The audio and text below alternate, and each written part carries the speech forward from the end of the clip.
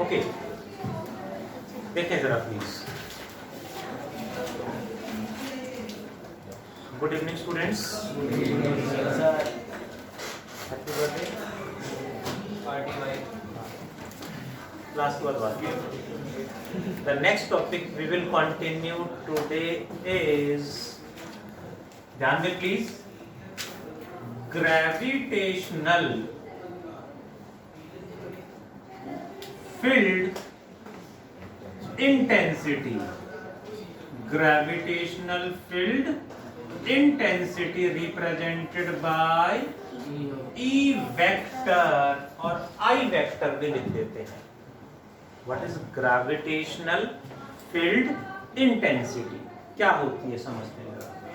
देखें जरा, this is a particle of mass m and another particle, let me take m naught, placed r distance apart. ये particle इस पे gravitational force लगा के इसे अट्रैक्ट करेगा या रिपेल? अट्रैक्ट करेगा। ऐसे अट्रैक्ट करेगा अपनी तरफ। क्या ये दोनों कांटेक्ट में हैं? No. How can this particle exert force on this without coming in contact?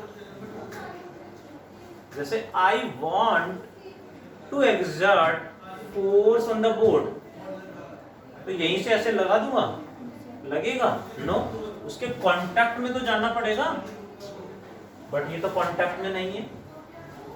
अर्थ इसको अट्रैक्ट कर रही है अपनी तरफ, कांटेक्ट में तो नहीं है। अर्थ मून को रिपेल करती है, अट्रैक्ट करती है?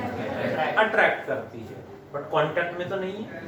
फिर कैसे अट्रैक्ट कर रही है, फिर कैसे फोर्स लगा रही है? तो बट प्रैक्टिकली फोर्स तो लग रहा है, फोर्स तो लग रहा है, एग्जिस्ट कर रहा है, वो तो गलत नहीं हो सकता। वो क्यों लग रहा है वो हमें समझना है। फोर्स क्यों और कैसे लग रहा है उसको समझने के लिए एक टॉपिक हमने इंट्रोड्यूस किया, ग्रेविटेशनल फील्ड। ग्रेविटेशनल फील्ड की बात करेंगे पहले। ग्रेविटेशनल फील्ड क्या होगा? यानी ये पार्टिकल अपने आसपास एक फील्ड क्रिएट कर देगा। इसने क्या क्रिएट किया? फील्ड। वो फील्ड इस पे फोर्स लगा देगा। फील्ड किसका है? m का। इसके फील्ड ने इस पे फोर्स लगा दिया, मतलब इसने इसके फील्ड ने यानी इसी ने फोर्स लगा दिया, तो दैट इज ग्रेविटेशनल फील्ड। ऐसे ही मैग्नेट का मैग्नेटिक फील्ड आपने फील एक्सपीरियंस करा होगा जरूर। पास लेके आते हैं लाइक पोल्स, रिपेल करते हैं, तो आप पास लेके जाना चाह रहे हो बट कुछ है जो पास नहीं जाने दे रहा। आपको फील होता है कि दूर भगा रहा है, रिपेल कर रहा है, आपको फील होता है, यानी उनका क्या है? Magnetic field. वैसे ही चार्ज का होता है इलेक्ट्रिक फील्ड एंड मास का होता है ग्रेविटेशनल फील्ड। ठीक है, मींस ये पार्टिकल यहाँ क्या क्रिएट करेगा? फील्ड। कैसे डिफाइन करेंगे? Gravitational field is region or space. Which region or space? In which gravitational force can be experienced. जिसमें gravitational force को experience कर सकते हैं, that is named gravitational field. इसने field create कर दिया और force लगा दिया। इसका field यहाँ कम होगा या ज्यादा होगा, कितना होगा, उसको निकालने के लिए हम पढ़ेंगे ग्रेविटेशनल फील्ड इंटेंसिटी। जी मैम, m नॉट भी तो अपनी फील्ड क्रिएट करेगा। बिल्कुल, m नॉट भी तो फील्ड क्रिएट करेगा। अभी हम इसके फील्ड को स्टडी कर रहे हैं, जब इसकी बात करेंगे तो इसके फील्ड की स्टडी करेंगे। एक टाइम पे एक फील्ड को स्टडी करेंगे, फील्ड इसका भी होगा, इसका भी होगा। तो फिर वो उस पे इफेक्ट नहीं डालेगा, उसके फील्ड पे नहीं डालेगा, उस पे फोर्स लगा देगा, फील्ड क्रिएट कर। ठीक है, सो ग्रेविटेशनल फील्ड इंटेंसिटी क्या है? Gravitational field intensity is defined as the gravitational force per unit mass. अब यहाँ पे जो मास m0 हमने लिया है इसे बोलेंगे टेस्ट मास। टेस्ट मास किसको बोलेंगे? जो फोर्स एक्सर्ट करेगा या एक्सपीरियंस करेगा? एक्सपीरियंस करेगा, उसे क्या बोलेंगे? Test mass. That is, and जो फोर्स एक्सर्ट करेगा उसे बोलेंगे source mass m। What is this? जो फोर्स एक्सर्ट करेगा वो, जो फोर्स एक्सर्ट करेगा वो सोर्स मास, जो एक्सपीरियंस करेगा वो सोर्स मास, जो एक्सपीरियंस करेगा वो टेस्ट मास। अभी यहाँ पे इसका फील्ड निकाल रहे हैं कितना होगा, तो ये बन गया सोर्स मास, वो बन गया टेस्ट मास। ठीक है, क्लियर? जो दो ऑब्जेक्ट इन यूनिवर्स वो हमेशा एक टेस्ट मास या फिर एक सोर्स मास। लेकिन जैसे एक ऑब्जेक्ट ये है, एक ऑब्जेक्ट ये है, दोनों के बीच में ग्रेविटेशनल फील्ड आई तो दोनों एक दूसरे पे ग्रेविटेशनल फोर्स इसका फील्ड उस पे लगाएगा, इसका फील्ड इस पे लगाएगा, तो एक दोनों एक दूसरे के रिस्पेक्ट में टेस्ट और सोर्स रिस्पेक्टिवली हाँ बिल्कुल right. First what is source mass? Force लगाता है, जो फोर्स एक्सर्ट करेगा, and test mass force experience करेगा। Hope you got? हाँ जी। ये अगर हम रेडियस या डिस्टेंस बढ़ाएंगे इनके बीच में तो क्या फर्क पड़ेगा? फील्ड पे हाँ आएगा, देखो जरा। इक्वल्स टू, ध्यान दें, ये इस पे कितना फोर्स लगाएगा प्रिया? ये इस पे कितना फोर्स लगाएगा? ध्यान दें, न्यूटन्स लॉ ऑफ ग्रेविटेशन। सुने बर्थडे बॉय, बताओ आंसर।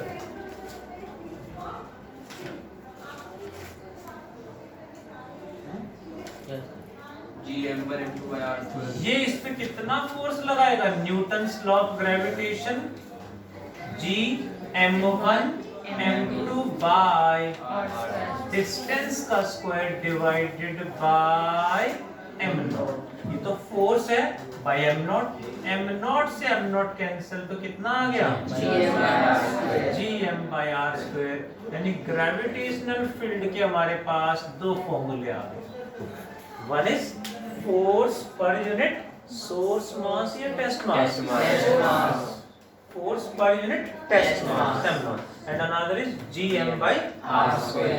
डिस्टेंस बढ़ा देंगे तो फील्ड कम हो जाएगा इनवर्सली। ठीक है, फील्ड का एक फॉर्मूला F/m0, दूसरा फॉर्मूला Gm/r²। आगे बढ़ जाए। ग्रेविटेशनल फील्ड इंटेंसिटी की SI यूनिट क्या होगी? SI unit of gravitational field, what is force by mass? Newton per KG. Acceleration Newton per KG, but force by mass क्या होता है? एक्सेलरेशन। तो एक तरह से ये एक्सेलरेशन का ही फॉर्मूला बन गया। तो इसका यूनिट क्या होगा? Newton per kg also equal to metre per second square. वही एक तरह से ये एक्सेलरेशन ही है, मतलब ये इस पे फोर्स लगा के कितने एक्सेलरेशन के साथ इधर मूव कराएगा, वो एक्सेलरेशन इसका फील्ड होगा। फॉर आर, एडिशनल पॉइंट है, फॉर आर ग्रेविटेशनल फील्ड कितना होगा? जितना अर्थ की वजह से एक्सेलरेशन होगी, अर्थ की वजह से एक्सेलरेशन क्या होती है? Gm/r²। Small g।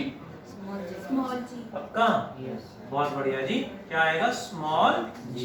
यानी कहीं भी अर्थ का या किसी का भी ग्रेविटेशनल फील्ड बताना है तो g निकाल देना, acceleration due to gravity calculate कर देना। ठीक है, gravitational field intensity is a vector quantity. Vector है तो डायरेक्शन भी होगी। What is its direction? Direction of force हमेशा downward same as that of force. Force जिस डायरेक्शन में लगे उसी डायरेक्शन में फील्ड होगा। Gravitational field and force are always in same direction. आगे बढ़ जाएं, करें क्वेश्चन। देखें जरा, एक क्वेश्चन मुझे ध्यान आ रहा है। This is a particle of mass 10 kilogram, another particle of mass 6 kilogram, 6 kg, placed 4 meter apart. Are you getting? Placed कितना distance? 4 meter. What is the gravitational field intensity at midpoint P? At midpoint, gravitational field कितना होगा? अच्छा, mid point पे field कौन create करेगा? 10 kg या 6 kg? दोनों create करेंगे। ये इसका फील्ड यहाँ पे कितना होगा? क्या नाम दे दें? E1। इसका जो फील्ड होगा उसे क्या देंगे? E2। इसका यहाँ फील्ड कितना होगा?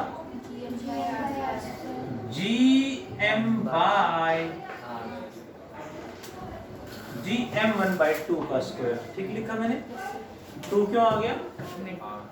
मिड पॉइंट टोटल 4 मीटर है, हाफ तो ये 2 मीटर रह जाएगा। इसका यहाँ फील्ड 2 का स्क्वायर और यहाँ M1 आ गया। What about E2?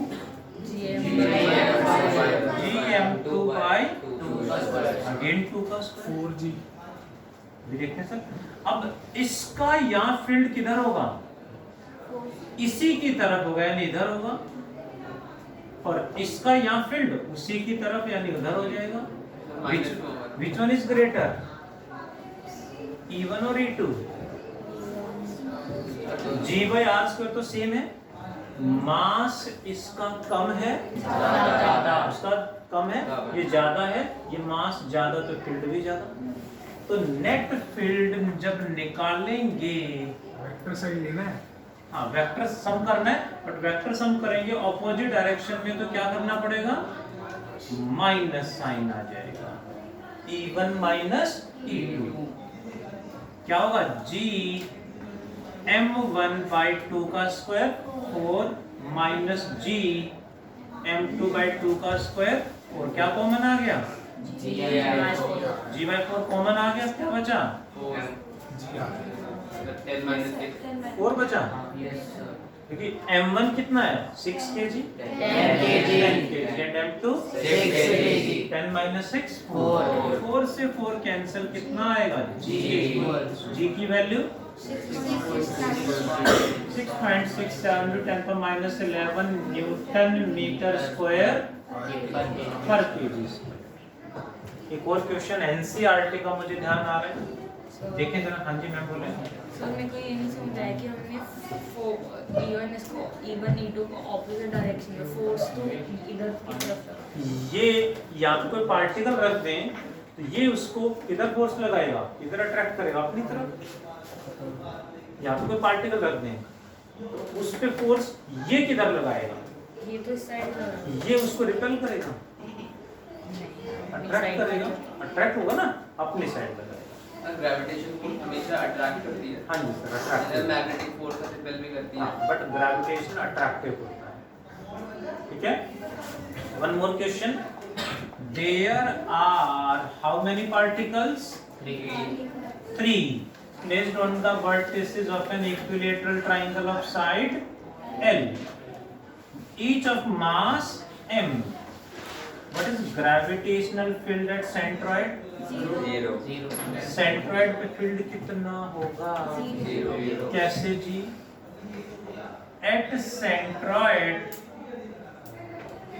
Gravitational field कितना होगा जी? तो ऑब्वियसली देखें जरा, इसकी वजह से फील्ड किधर होगा?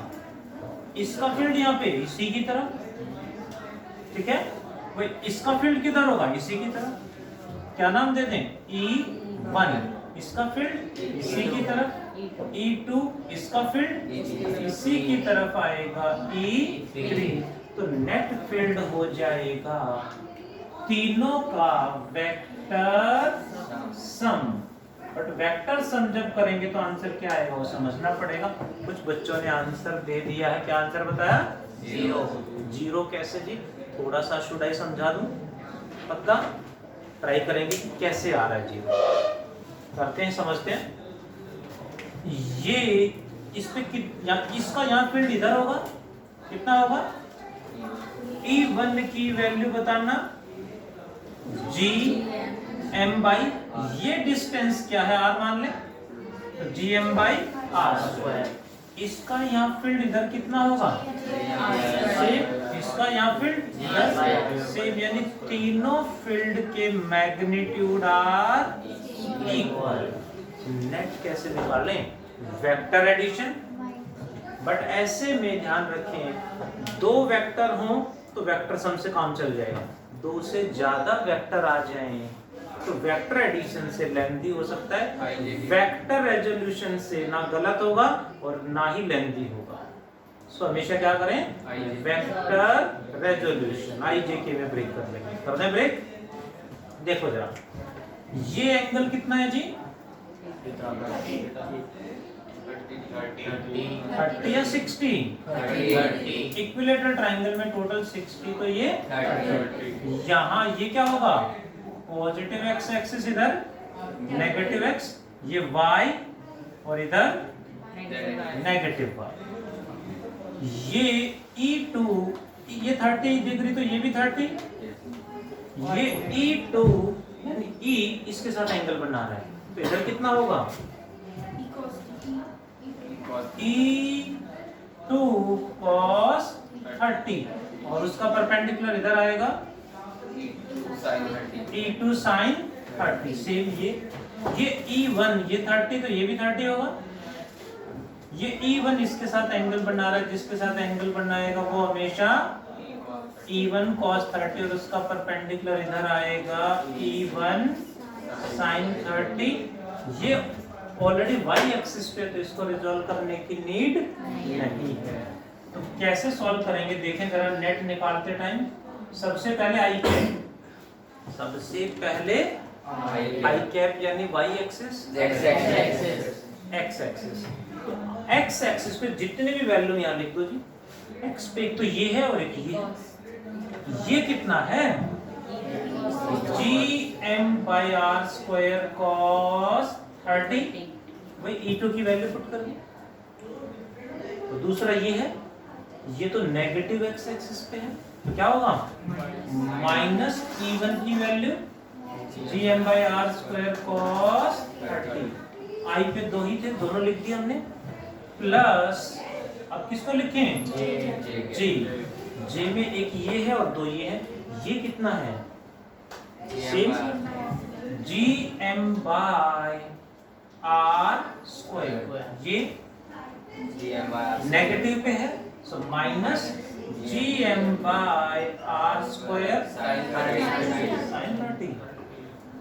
sin 30, बहुत बढ़िया। और नेक्स्ट भी वही है, तो मल्टीप्लाइड बाय 2, एक और आएगा ना, E2 की वैल्यू GM/R² sin 30, E1 की वैल्यू GM/R² sin 30, ये एक और सेम आएगा तो डबल हो जाएगा। sin 30 से 2 को काट दूं, कैसे, 1/2 sin 30 क्या होता है, 1/2, 2 से 2 कट जाएगा, GM/R² माइनस GM/R² ये कट जाएंगे, ये प्लस का GM/R² cos 30, वो माइनस का, तो नेट फील्ड क्या आ गया जी, 0। बट इसका आंसर MCQ है तो 0 टिक कर दिया, लेकिन 2 मार्क्स में आ गया तो हमें स्टेप शो करके दिखाने पड़ेंगे। ध्यान दें, मैं रिपीट करूंगा, GM/R² सेम, इधर भी सेम, ये तो ये बनेगा E2 cos 30, E2 sin 30, ये E1 cos, E1 sin, I cap के सामने ये माइनस ये, J कैप में दिस माइनस दिस सॉल्व किया तो सब कैंसिल हो रहा है। What is gravitational field? Gravitational force can be experienced and gravitational field intensity के दो फॉर्मूले, one is force per unit test mass, another is gm by r. Field होगा किधर? हमेशा फोर्स की डायरेक्शन में होगा। फोर्स की डायरेक्शन में होगा मतलब हमेशा सोर्स मास की तरफ होगा।